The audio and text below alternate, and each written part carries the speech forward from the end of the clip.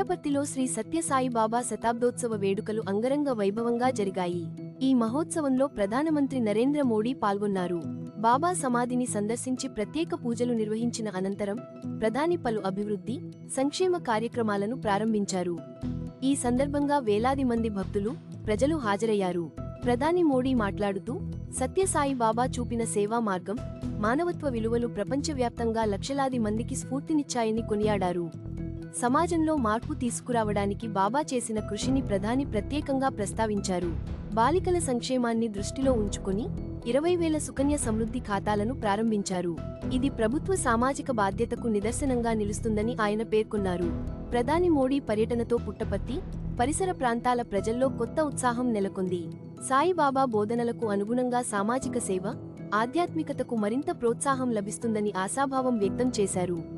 ఈ శతాబ్దోత్సవ వేడుకలు మరికొన్ని రోజుల పాటు కొనసాగనున్నాయి. ఈ ప్రత్యేక కవరేజ్ కోసం మాతోనే ఉండండి.